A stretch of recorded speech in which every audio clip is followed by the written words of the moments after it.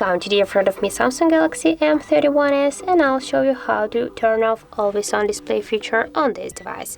So first you should go into the I'll just turn it off to show you.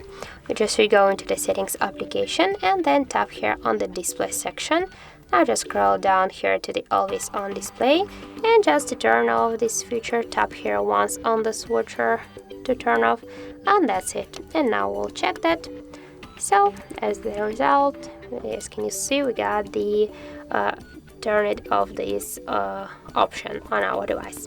So thank you guys for watching, and if you found this video helpful, don't forget to leave a like, comment and to subscribe our channel.